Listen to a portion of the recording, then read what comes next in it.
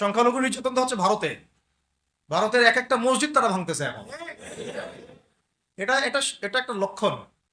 আস্তে আস্তে ওর মানচিত্র মসজিদের মতোই ভেঙে খান খান হয়ে যাবে ইনশাআল্লাহ। এরা যেমন অখণ্ড ভারত চায়, আমরা অখণ্ড ভারতই চাই। আমরা চাই অখণ্ড ভারত হবে কালিমা লা ইলাহা ইল্লাল্লাহ মুহাম্মাদুর রাসূলুল্লাহ। আপনারা তো মনে করেন যে ভারত আমাদেরকে ঘিরে রাখছে, তাই না? আসলে ভারতকে আমরা ঘিরে রাখছি। এই দিক থেকে আমরা, এই দিক থেকে চায়না, এখান থেকে নেপাল, এখান থেকে ভুটান, এখান থেকে মায়ানমার, এখান থেকে পাকিস্তান, আর তার চেয়ে বাপ আছে আফগানিস্তান।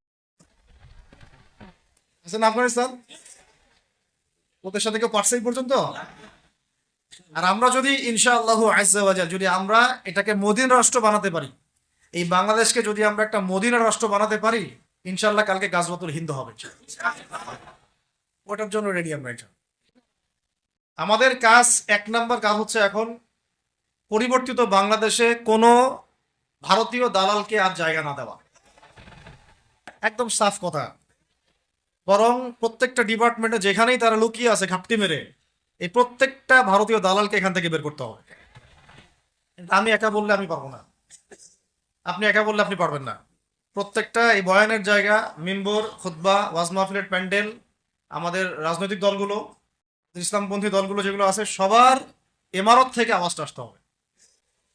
কারণ এরা যদি আর একটা বার সুযোগ করতে পারে, না থাকবে আপনার দেহ, আর না থাকবে আপনার মাথা। এখনই তো আপনাকে হুমকি দিচ্ছে, এখনই আপনাকে হুমকি দিচ্ছে যে যে কোনো সময় একটা একটা করে গুপ্ত হত্যা করবে এরা। তার আগে চট্টগ্রামে সাইফুল ইসলাম ভাইকে, এক ভাইকে কুপায় মারা হয়েছে। এটার বিচার এখনো হয় নাই। যারা মারছে ওদের ওদের পক্ষ নিয়ে আমরা আবার সংখ্যালঘুর স্লোগান তুললাম। এ কেমন সংখ্যালঘু যে আমার ভাইকে জবাই করে হত্যা করে? হ্যাঁ, সংখ্যালঘু নির্যাতন তো হচ্ছে ভারতে। ভারতের এক একটা মসজিদ তারা ভাঙতেছে এখন। এটা এটা এটা একটা লক্ষণ। আস্তে আস্তে ওর মানচিত্র মসজিদের মতোই ভেঙে খান খান হয়ে যাবে ইনশাআল্লাহ। এরা যেমন অখণ্ড ভারত চায়, আমরা অখণ্ড ভারতই চাই। আমরা চাই অখণ্ড ভারত হবে কালিমা লা ইলাহা ইল্লাল্লাহ মুহাম্মাদুর রাসূলুল্লাহ। আপনারা তো মনে করেন যে ভারত আমাদেরকে ঘিরে রাখছে, তাই না? আসলে ভারতকে আমরা ঘিরে রাখছি। এই দিক থেকে আমরা, এই দিক থেকে চায়না, এখান থেকে নেপাল, এখান থেকে ভুটান, এখান থেকে মায়ানমার, এখান থেকে পাকিস্তান, আর তার চেয়ে বাপ আছে আফগানিস্তান। আছে না আফগানিস্তান? ওদের সাথে কেউ পারছে এই পর্যন্ত? আফগানের ভাইরা নিজেদেরকে গড়ে নিচ্ছে, এখন গোছাচ্ছে। তাদের এক একজনের ইমানই জাজবা, 70 বছর 60 বছর বয়স হয়ে গেছে। আমাদের চেয়ে তাদের জাজবা যে এত বেশি, এটা আসলে বলে বোঝানো যাবে না। তেমন কথা হচ্ছে, আমরা একটা কাপুরুষতার পরিচয় দিচ্ছি। নেপাল ওকে টাইম দেয় না, ভুটান টাইম দেয় না, মায়ানমার টাইম দেয় না, চায়না তো দেয়ই না। আর আমরা তাকে একেবারে প্রভুর আসনে বসাচ্ছি। আমরা কি দিছি? আমরা ইলিশ দেই, আমরা ট্রানজিট দেই, আমরা রেল দেই, আমরা বন্দর দেই, আমরা আর কি দেই? গ্যাস তো দেই মাশাআল্লাহ। তারপরে পণ্যগুলো তো দিচ্ছি, গার্মেন্টস দিয়ে দিচ্ছি, আমাদের প্রশাসনের মধ্যে লোকজন দিয়ে দিচ্ছি, কর্মী শ্রমিক দিয়ে দিচ্ছি। এই জন্যই তো বলি, কেন সে স্ট্যাটাস দেয় যে এই স্বাধীনতা তার স্বাধীনতা। এটাই তো আমার কারণ। তার মানে তারা আমাদের সার্বভৌমত্বটাকে স্বীকার করে না, তাই না? তারা যদি আমাদের স্বাধীনতা সার্বভৌমত্বকে স্বীকার করতোই, তাহলে তো এরকম স্ট্যাটাস দিত না। তো এখন কথা হচ্ছে, আমরা মাথা নত করার জাতি না। আমাদের নবী মুহাম্মদ সাল্লাল্লাহু আলাইহি ওয়াসাল্লাম মাথা উঁচু করে দাওয়াতি কাজ করছেন। মার খেলেও কখনো তিনি মাথা নিচু করেন নাই। সাহাবায়ে কেরাম রাদিয়াল্লাহু আনহুম আজমাইন মাথা উঁচু করে দাওয়াতের কাজ করছেন, কারোর সামনে মাথা নত করেন নাই ইল্লাল্লাহ, আল্লাহ ছাড়া। মার খেয়েছেন, হিজরত করতে হলে হিজরত করেছেন, কখনো মানুষ গালি দিয়েছে, গালি সহ্য করেছেন, কখনো মদিনায় চলে যেতে হয়েছে, দেশ ছাড়তে হয়েছে, দেশ ছাড়ছেন। আবার কখনো ইসলামী রাষ্ট্র কায়েম করতে হয়েছে, রাষ্ট্র কায়েম করছেন। জিহাদ করার দরকার, জিহাদও করছেন। কেতালের দরকার, কেতালও করছেন। আস্তে আস্তে মক্কা বিজয় করছেন, করেন নাই? সিরাত পড়তে হবে, সিরাতের ধারাগুলো আমাদেরকে বুঝতে হবে। এখন আমরা তো তার উত্তরসূরি, আমরা তাদের উত্তরসূরি। প্রথম কথা হচ্ছে, আমরা আমাদের নতজানু মনোভাবটাকে আগে ত্যাগ করতে হবে, এক নাম্বার। আর অতীতের জীবনের যে ভুল ত্রুটিগুলো দ্রুত সংশোধন করতে হবে। মানে এখন আর আমাদের হাতে অনেক লম্বা সময় আছে এমন না বিষয়গুলো। কত কি যে দ্রুত হয়ে যাবে আপনি হয়তো ভাবতেও পারবেন। বিশ্বটা খুব দ্রুত চেঞ্জ হচ্ছে। বাংলাদেশে এখন সেই অবস্থাটা নাই, কিন্তু বাংলাদেশে তাবলিগের মেহনত, আমর বিল মারুফ নাহিয়ানিল মুনকারের মেহনত তো চলবে। মানে তাবলিগের মেহনত, দাওয়াতের মেহনতটা চলবে। যদি যদি কখনো বাংলাদেশে দেখা যায় যে দেশের শত্রুরা বা দিনের শত্রুরা বা উগ্রবাদীরা এই দেশের স্বাধীনতা সার্বভৌমত্বের উপর আক্রমণ করে, তখন কি আমাদের উপরে জিহাদ ফরজ হবে কিনা? এখন যদি তাই হয়, এখন আপনাদের কি মনে হয় এটার সম্ভাবনা আছে না নাই? এটুকু ইন্টেলেকচুয়াল অবস্থা তো আপনাদের আছে, এটার সম্ভাবনাও হতে পারে, আজ হোক কাল হোক, হতেই পারে। তখন আমার প্রিপারেশনটা কি হবে সেটা আমাকে এখন জানতে হবে। আমার প্রিপারেশনটা কি হওয়া উচিত? প্রথম প্রিপারেশন হওয়া উচিত আগের সমস্ত জিন্দগিতে যা করছি করছি নিজেকে আল্লাহর দিকে ফিরাই নিয়ে আসে। এটা প্রথম কাজ। যে আল্লাহর দিকে ফিরে আসে নাই, তার সাথে না জিহাদের সম্পর্ক আছে না কিতালের কোনো সম্পর্ক, সে তো আল্লাহর পথেই নাই। তো প্রিয় যুবক ভাইয়েরা, আগে প্রথম কথা হচ্ছে আগে আপনি আল্লাহর দিকে ফিরে আসেন। দ্বিতীয় কথা হচ্ছে এরপরে আমাদের প্রয়োজন শারীরিক প্রস্তুতি। শারীরিক প্রস্তুতি যেমনটা বললাম যে কোনো অবস্থাতেই আলেম ওলামাদেরকে, দায়ীদেরকে, মুফতিদেরকে, মুহাদ্দিসদেরকে, মাদ্রাসার শিক্ষকদেরকে, খতিবদেরকে ভিতরে ঢুকতে দেওয়া যাবে না। কারণ আপনাদেরকে যদি ভিতরে নিয়ে যাওয়ার স্কোপ পায় তারা নতুন করে আবারও কেউ, তাহলে আর সুস্থ রাখবে না, ফিজিক্যালি আপনি ঠিক থাকতে পারবেন না। অতএব একটা সামাজিক প্রতিরোধ গড়ে তুলতে হবে সবসময়। মানে একটা এলাকার মধ্যে একজন আলেম আছেন, সেই আলেমকে এলাকা থেকে নিতে পারবে না, তাকে নেওয়ার আগে 100 জনের উপর গুলি চালাইতে হবে, এমন একটা মুভমেন্ট থাকতে হবে। প্রতিবাদ না করলে আপনি বান্দরবনে যান, বান্দরবনের পাহাড়ি এলাকায় গিয়ে কোন একটা পাহাড়ি লোককে উঠাই নিয়ে আসেন, দেখি কত বড় সাহস আছে আপনার। আর্মি পর্যন্ত পারে না। কে পারে না? সেনাবাহিনী পারে না। পারে? পাহাড়িরা ওইখানে ঐক্যবদ্ধ হয়ে যায়, ওদের মহিলারা ঝাড়ু নিয়ে সামনে চলে আসে। এই আমাদের বান্দরবনের কথা বলতেছে। ওখানে যে কুকিচিং একটা ফ্রন্ট গঠন করছে সশস্ত্র বিদ্রোহীরা, ওই অংশটুকুকে নিয়ে একটা মাস্টার প্ল্যান আছে ওদের। ওই অংশটুকুতে তারা একটা খ্রিস্টান রাজ্য বা আলাদা একটা পাহাড়িদেরকে নিয়ে একটা রাষ্ট্র প্রতিষ্ঠা করতে চায়। এটা ওদের স্বপ্ন আর কি। এই উদ্দেশ্যে তারা হাঁটতেছে এবং তারা অস্ট্রেল ভাষায় কথা বলে। ওখানে তারা পতাকা বানাইছে, মানচিত্র বানাইছে, এমনকি লাস্ট টাইম আমরা ওখানে গিয়ে শুনলাম যে মুদ্রাও নাকি বানাচ্ছে। মুদ্রা মুদ্রা বুঝতেছেন বিষয়টা কত ডিপ? আমাদের রাষ্ট্রে যে কত সমস্যা, আর জানি না যারা দায়িত্বে আছে তারা কি করতেছে, আসলে কোন দিকটা সামাল দিচ্ছে। অর্থনৈতিক দিকটা দেখবে, না এই পাহাড়ি এলাকার সমস্যাগুলো মেটাবে, নাকি আমাদের মুসলিম উম্মার অভ্যন্তরীণ সমস্যাটা মেটাবে, না শহীদ ভাইদের খবর নিবে, না পঙ্গু ভাইরা যারা পড়ে আছে হাসপাতালে তাদের খবর নিবে? সিনেমা দেখতে বসে গেছে। কোন আক্কেলে সিনেমা দেখেন আপনি? আপনার সিনেমা দেখার সময় কোথায়? সিনেমা দেখার সময় কোথায়? এই যে যতগুলো ভাই শহীদ হয়েছে তাদের পরিবারের খোঁজখবর নেওয়া লাগবে না? এবং যতগুলো ভাই এখন হাসপাতালে কাতরাচ্ছে তাদের সঙ্গে হাজার হাজার হাজার হাজার ছাত্র ভাই, তাদের চিকিৎসা করানো লাগবে না? যত মানুষকে গুম করা হয়েছে ওদেরকে মুক্ত করা লাগবে না? তারাও তো জানে এটা অন্যায়, এবং যারা করে তারাও বলে এটা অন্যায়। যারা করে তারাও বলে এটা অন্যায়, এবং আমাকেও বলেছিল যে আমি জিজ্ঞাসা করেছিলাম যে আমাকে যদি মানে প্রকাশ্য কোর্টে চালান করে দেওয়া হয় এবং জাতির সামনে বলা হয় যে আমাকে গুম করা হয়েছে, এবং এরপর যদি বলা হয় যে আমাকে গুম করার পরে কোনো রকমের নেগেটিভ কিছু পাওয়া যায় নাই তাই আমরা ছেড়ে দিয়েছি, এই কথাটা কি বলা যাবে কি যাবে না? তারা বলছে যে না, এটা বলা যাবে না, কারণ এই কাজটা তো মানবতা বিরোধী অপরাধ, এটা করলে তো বললে তো সবাই আবার বুঝে ফেলবে। তো এই হলো অবস্থা ওখানে। আমরা বুঝেছি যে বাংলাদেশের প্রশাসনে দুইটা ভাগ আছে। একটা ভাগ হচ্ছে মারাত্মক রকমের ইসলাম প্রিয় এবং দেশপ্রেমিক, মাশাআল্লাহ, আমরা তাদেরকে স্যালুট জানাই, মাশাআল্লাহ। কিন্তু আপনারা ভুল জায়গায় শ্রম দিচ্ছেন, আপনারা ভুল জায়গায় মেধা, শ্রম এবং আপনাদের জীবন নষ্ট করতেছেন। আপনাদের থাকা দরকার ছিল ওলামায়ে কেরামদের সাথে, তাহলে আপনাদেরকে টক্কর দিয়ে কেউ সামনে যেতে পারতো না। আপনারা খালিদ বিন ওয়ালিদ হতে পারতেন আমাদের, আপনারা কিন্তু ওমর ইবনে খাত্তাব হইতে পারতেন। ওইখানে ঢুকে আপনারা শুধুমাত্র দুনিয়ার স্বার্থে সব নষ্ট করতেছেন। আমাদেরকে বলা হচ্ছে হুজুর বদদোয়া করিয়েন না, ছেড়ে দিচ্ছেন, আমাদেরকে বদদোয়া দিয়েন না আবার বের হয়ে। আমাদের চাকরি এটা, ডিউটি এটা। এক ভাই আমাকে কোরআন এনে দিয়েছিল, নির্জনতা তো, ওখানে নির্জনতার সঙ্গী হচ্ছে কোরআন, কোরআন এবং নামাজ।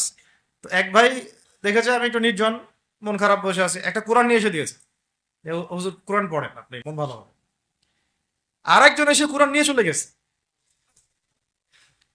কোরআন পড়ে ওখানে যদি আপনি আবার উল্টা পাল্টা কিছু করেন, ওদের নিয়ম নাই কোরআন দেওয়া, কোরআন দেওয়ার কি নাই, নিয়ম নাই। তো এই হলো অবস্থা। কথা হচ্ছে যে এই ভাইদেরকে মুক্ত করাও তো তাদের কাজ ছিল। যে ওলামায়ে কেরামদের এক একজনের উপরে 3টা 4টা 5টা 10টা করে মামলা এখনো ঝুলতেছে, তাদেরকে মুক্ত করা উচিত ছিল না? আর এই পুরো জুলুমের পিছনে যত জালেম ইনভলভ ছিল তাদেরকে আইডেন্টিফাই করে ভিতরে ঢুকানো উচিত ছিল না? হয়েছে সবকিছু? তো এই জিনিসগুলোর মধ্যে অনেক গ্যাপস আছে।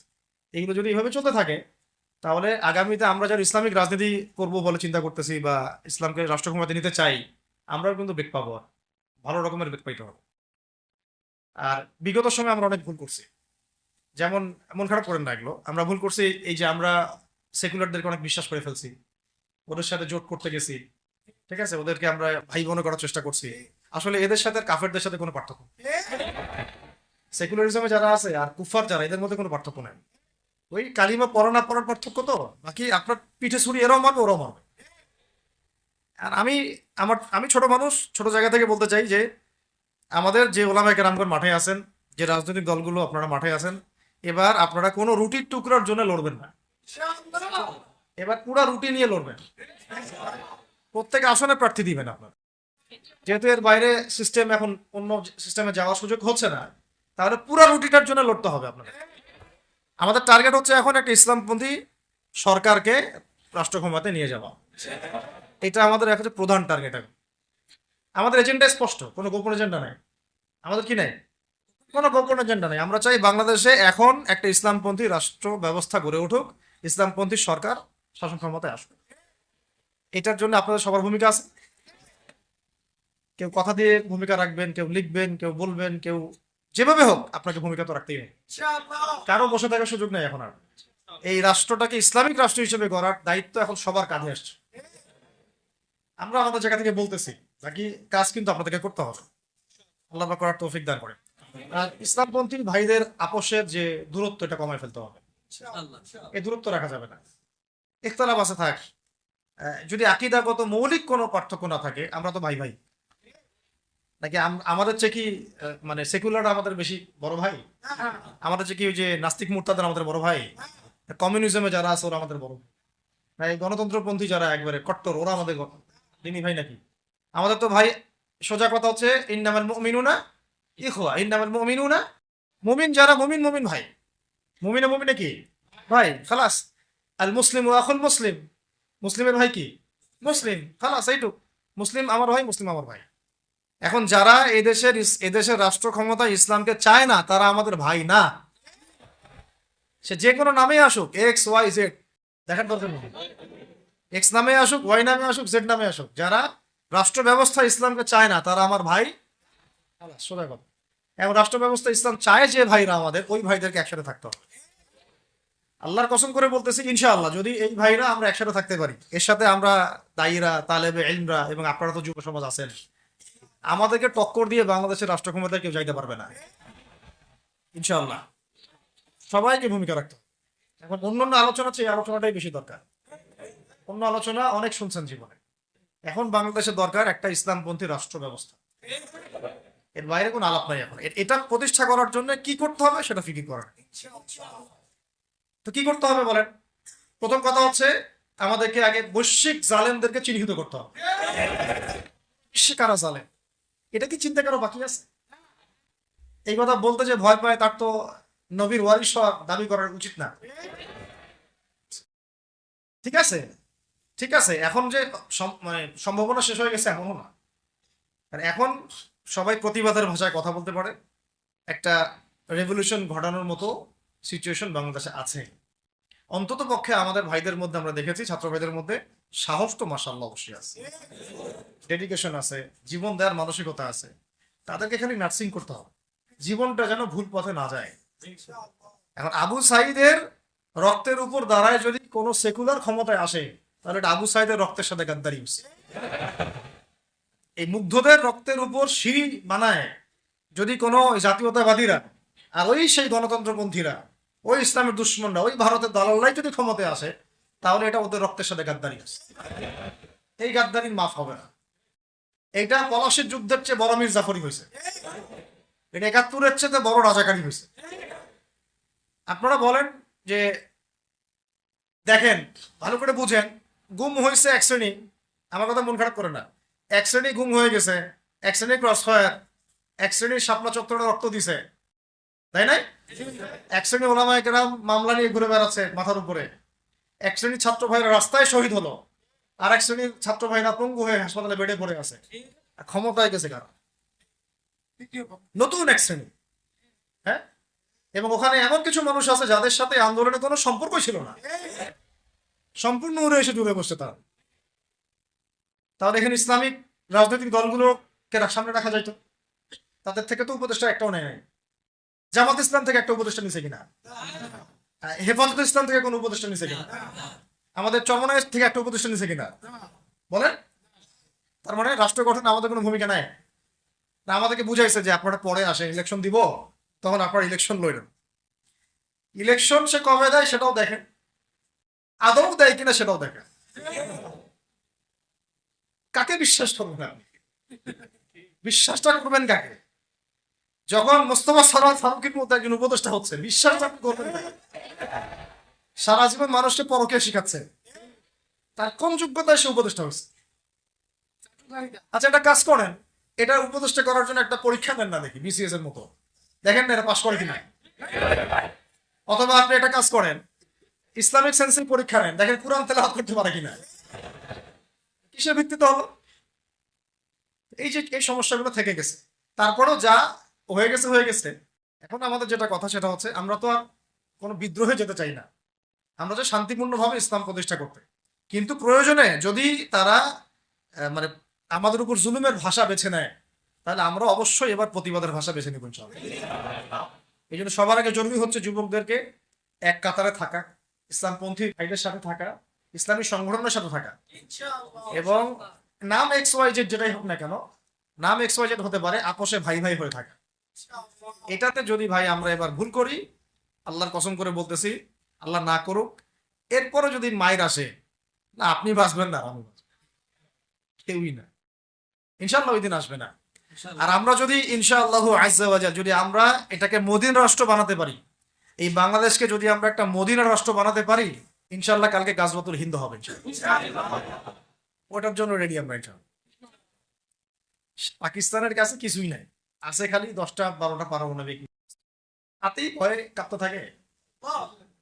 চায়না খালি একটু ভয় দেখায় যে আগাইলে কিন্তু সিকিম নিয়ে নিব, আগাইলে কিন্তু চিকেন নেক গিলে ফেলবো। চায়নার ওই ছোট ছোট যোদ্ধাদের কাছে যে মাইটটা খায়, আর আমাদের এখানে দেখা যায় যে সীমান্তর মধ্যে একটা একটা কৃষক যদি সীমান্ত থেকে দূরেও হাল চাষ করে, ওকে গুলি করে মেরে ফেলে।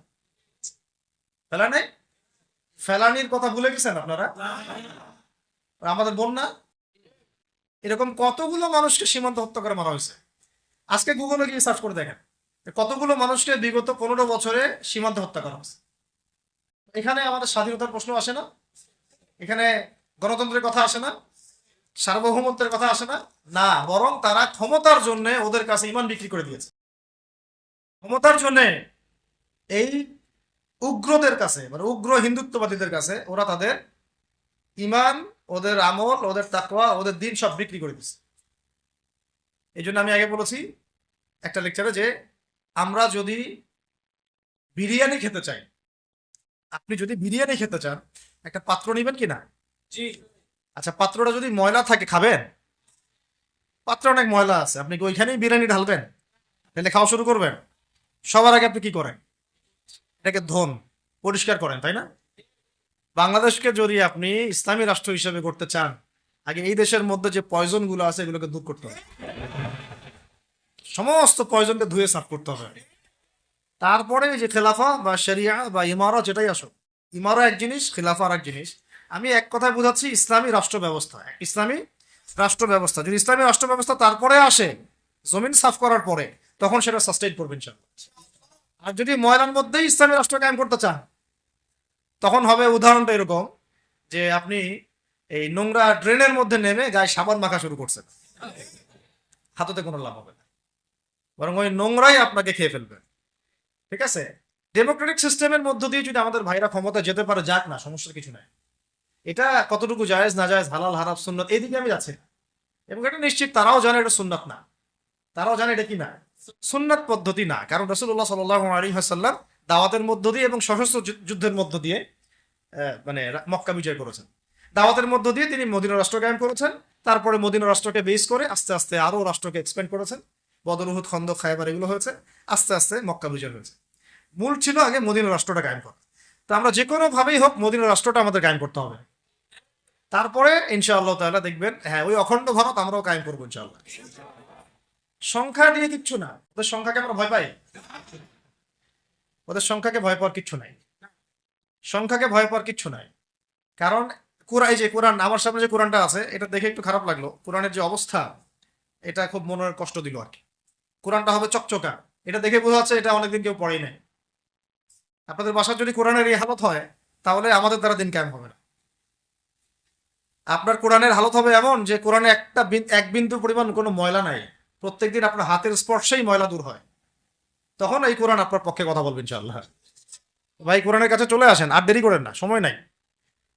আল্লাহ পাক সবাইকে কবুল করেন, আমিন। এই মসজিদগুলোকে কাজে লাগান, এখানে তালিমি বৈঠক চালু করেন প্রত্যেক সপ্তাহে। আমি যদি প্রত্যেক মাসে রংপুরে আসি, প্রত্যেক মাসে সময় দেবো ইনশাআল্লাহ। আপনারা এখানে ইমাম ঠিক করেন, খতিব ঠিক করেন, এবং ওই যে টিচার ঠিক করেন, করে আপনারা কোরআন শিক্ষার ব্যাচ চালু করেন, কোরআনের তাফসীরের ক্লাস চালু করেন, তারপরে তুলনামূলক আরবি ভাষা শিখেন। মানে এগুলো শিখে নেন তাড়াতাড়ি, সময় না এগুলো, আমাদের হাতে সময় কম। এগুলো আজকে থেকে 10 বছর আগেই শেখা উচিত ছিল, তাই না? কিন্তু আমাদের এই সেকুলার শিক্ষা ব্যবস্থা আপনার জীবন থেকে 20 বছর কেড়ে নিছে। 20 বছর পড়াশোনা করার পরে আমি চ্যালেঞ্জ করতেছি, এই যে লাখ লাখ টিচারকেও যদি আপনি কোরআন তেলাওয়াত ধরেন, সহি বলতে পারেন, অথচ তারা জাতির শিক্ষক হয়ে বসে আছে। সেকুলার শিক্ষা ব্যবস্থাটা আমাদের জীবন থেকে পুরা ইসলামের হকটাকে নষ্ট করে ফেলছে। আপনার অধিকার ছিল যে আপনি একজন স্কুলের স্টুডেন্ট, আপনি কোরআন পড়তে পারবেন। আপনি একজন কলেজের স্টুডেন্ট, আপনি কোরআনের তাফসীর করতে পারবেন। আপনি একজন ইউনিভার্সিটি পাস করেছেন, আপনি হাদিসও পড়তে পারবেন, এবারও তো দিতে পারবেন, এরাও দিতে পারবেন। এটা আপনার হক ছিল, কিন্তু এই হকটা নষ্ট করছে কারা? এই সেকুলার শিক্ষা ব্যবস্থা নষ্ট করে ফেলছে। এখন তো কিছু করার নাই। তো এটাতে আমাদের দোষ কি? আমাদের দোষ হচ্ছে আমরাই তো তাদেরকে ভোট টোট দিয়ে উপরে উঠেছিলাম। আমাদের বাপরা উঠাইছে, আমাদের বাবারা উঠাইছে, তার বাবারা উঠাইছে। আমরা তো ওই সময় ইনসাফ করি নাই, ফল আমাদেরকে ভোগ করতে হয়েছে। আপনার এই প্রসঙ্গে দুটো কথা বলেই ফেলেন, নাহলে আমি মানে হকাদায় হয় না। একটা মুসলিম ঘরের ছেলে, তার অধিকার নাই প্রাইমারি স্কুলে গিয়ে সে কোরআন শিখবে? আচ্ছা, আমাদের মৌলিক অধিকার কি? খাদ্য, বস্ত্র, বাসস্থান, শিক্ষা, চিকিৎসা, 5টা বলি না? তো কোরআন আমার মৌলিক অধিকার না? মুসলিম পরিবারের সন্তান আমি, কোরআন আমার মৌলিক অধিকার না? তারপর প্রাইমারি স্কুল আপনাকে শিখায় নাই, হাই স্কুল আপনাকে শিখায় নাই, এমনকি কারমাইকেল শিখাইছে আপনাকে, বেগম রোকেয়া বিশ্ববিদ্যালয়ে শিখাইছে, এরাও শিখায় নাই। এমনকি বিসিএস ক্যাডার হচ্ছেন কোরআন ছাড়াই, ডক্টর হচ্ছেন কোরআন ছাড়াই, ইঞ্জিনিয়ার হচ্ছেন কোরআন ছাড়াই। এমনকি শিক্ষা কমিশন গঠন হচ্ছে, ওই কমিশনের লোকদেরও কোরআনের জ্ঞান নাই। টকশোতে এসে আবার ঠিকই পটর করে, কোরআনে পড়তেও পারে না, টকশোতে এসে পটর করে। এই তো বিগত 10 বছর তো টকশোর বছর ছিল, খালি টকশো, দেখেন নাই? আলোচনা একটা ন্যারেটিভ তৈরি করা হচ্ছিল, ইসলাম নিয়ে যারাই কথা বলবে এরাই জঙ্গি, এরাই মৌলবাদী, এরাই সন্ত্রাসী। হ্যাঁ, তো কিভাবে মানুষের ব্রেইন ওয়াশ করা হয়েছে। আমি আসলে অবাক হয়ে গেছি এই ঘটনাতে, জুলাইয়ের ঘটনায়, যে যুব সমাজকে ধ্বংস করার জন্য তারা 20 বছর ঠেলে দিছে, ওই যুব সমাজই তাদেরকে পিটাই বের করছে। আল্লাহ পাকের কি পরিকল্পনা! আপনাদেরকে ধ্বংস করার জন্য 20 বছর ধরে তারা সিলেবাস কারিকুলাম করছে। আপনাদেরকে শরৎচন্দ্র পড়াইছে, বঙ্কিমচন্দ্র পড়াইছে, হুমায়ুন আহমেদ পড়াইছে, হুমায়ুন আজাদ পড়াইছে, হ্যাঁ, শেক্সপিয়ার পড়াইছে, আর কত কি পড়াইছে। কোরআন পড়তে দেয় নাই, নামাজের স্বাধীনতা দেয় নাই, পর্দার স্বাধীনতা দেয় নাই। আমাদের বোন পর্দা করে পরীক্ষা দিতে গেছে, মেকআপ খুলে ফেলা হয়েছে, কি করে নাই। কিন্তু ওই ছাত্র জনতার হাতেই পিটানি খাইতে। আল্লাহ পাকের দেখছেন কি একটা মিরাকেল, আল্লাহ পাকের কি মানে কুদরত, ক্যারিশমা। ঠিক কিরকম হয়েছে জানেন? ঘটনাটা হয়েছে এরকম যে ফেরাউনের ঘরেই মুসা আলাইহিস সালামকে আল্লাহ পাক বড় করছে।